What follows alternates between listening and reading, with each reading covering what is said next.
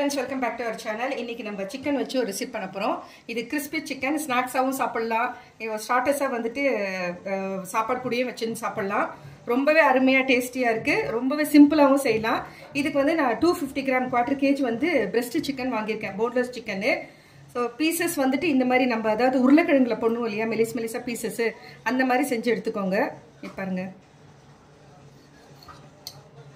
இப்ப பீசஸ் நீளமா போட்டுக்கோங்க. இந்த மாதிரி பீசஸ் நான் ஆல்ரெடி வந்து கட் பண்ணி வச்சிருக்கேன். ரொம்பவே நல்லா இருக்கும் இது டேஸ்டா. நீங்க இந்த மாதிரி செஞ்சிட்டீங்கன்னா உங்க வீட்ல குழந்தைங்க அடிக்கடி செஞ்சு கொடுக்க சொல்வாங்க. பாருங்க எல்லா சிக்கனையும் வந்துட்டு இந்த மாதிரி கட் பண்ணி எடுத்தாச்சு. மெலிஸ் பீசஸா வந்து கட் பண்ணி எடுத்தாச்சு. சோ ஒரு பாத்திரம் எடுத்துக்கோங்க. சோ ஃபர்ஸ்ட் மசாலா எல்லாம் mix பண்ணிட்டு அப்புறமா நம்ம வந்து சிக்கனை வந்து சேர்த்துக்கலாம். சரி கூட வந்துட்டு ஃபர்ஸ்ட் plain chili powder தனி மிளகாய் தூள்னு சொல்லுவோம் இல்லையா அது காரத்துக்கு வந்து ஒரு 2 ஸ்பூன் வந்து சேர்த்துக்கலாம். நெக்ஸ்ட் சாட் மசாலா ஒரு 1/2 ஸ்பூன். நம்ம மிளகாய் தூள் மட்டும் தான் வந்து 2 ஸ்பூன் போடுறோம். மற்ற எல்லாமே வந்து 1/2 ஸ்பூன் தான்.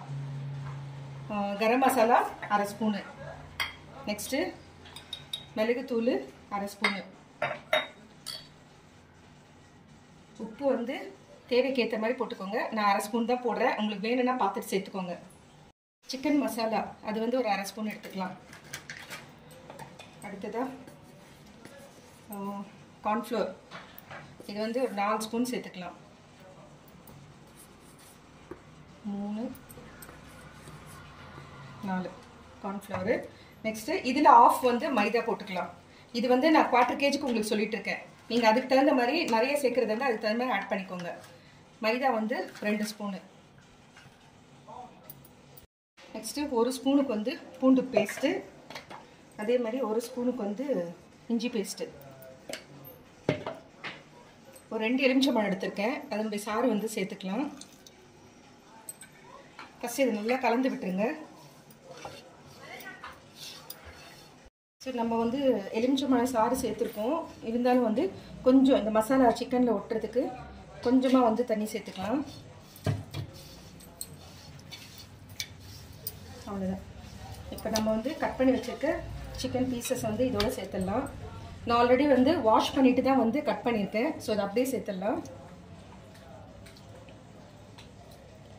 இதை மிக்ஸ் பண்ணிவிட்டு ஒரு 1/2 hour வந்து இதை அப்படியே ஊற விட்டுருங்க.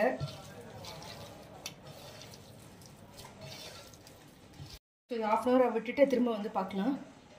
பாருங்க ஃப்ரெண்ட்ஸ், ஒரு 1/2 hour ஆகிடுச்சு. இப்போ எண்ணெய் சூடு பண்ணிவிட்டு நம்ம பொரிச்சு எடுத்துக்கலாம். காஞ்சிட்ட பிறகு லோ ஃப்ளேம் பண்ணிக்கோங்க. நல்ல எண்ணெய் காஞ்சிருச்சு. ஸோ போடும்போதே இப்படி ஒன்றுனா நீல வாக்கில் போட்டுக்கோங்க, சுருளாமல். ஒரு 4 minutes 2-3-4 minutes அவ்வளோதான். அதுக்கு மேலே வேகாது. ஏன்னா ரொம்ப மெலிசாக நம்ம கட் பண்ணியிருக்கிறதுனால சீக்கிரமே வந்து ரெடி ஆகிடும். இப்போ பாருங்கள் நல்லா ரோஸ்ட் ஆகிடுச்சு. ஸோ இந்த டைம்லேயே வந்துட்டு நம்ம கொஞ்சம் கேஷ்யூ நட் எடுத்துருக்கேன். ஆக்சுவலாக நான் வந்து ஒரு பேட்ச் தான் போட்டிருக்கேன். இன்னும் கொஞ்சம் சிக்கன் இருக்குது. அப்புறம் பசங்க சாப்பிடும்போது சூடாக செஞ்சுக்கலான்னு சொல்லிட்டு ஸோ வீடியோக்காக இதை ரெடி பண்ணிடுறேன். கேஷ்யூ நட் இதோடு சேர்த்துடலாம். கொஞ்சம் ஒரு 4-5 காஞ்ச மிளகாவும் இதோடு சேர்த்துருங்க. கருவேப்பிலை அதையும் சேர்த்துட்டு ஒரு 1 minute அவ்வளோதான். இந்த கருவேப்பிலை நல்லா ரோஸ்ட் ஆகிட்ட பிறகு நம்ம எடுத்துடலாம். கருவேப்பிலாம் நல்லா ரோஸ்ட் ஆகிடுச்சு. நம்ம எடுத்துடலாம். ஸ்டவ் ஆஃப் பண்ணிடலாம். ஃபஸ்ட்டு நல்லா இப்படி சாய்ச்சி பிடிச்சிக்கோங்க. அப்போ தான் அதில் இருக்க எக்ஸஸ் எண்ணெய்லாம் அப்படியே வந்துடும். இப்போ நம்ம எடுத்துடலாம்.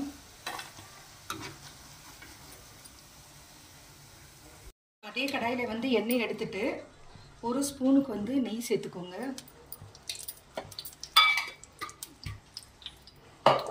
இப்போ நம்ம பொரிச்சது வந்து இதோடய சேர்த்துடலாம்.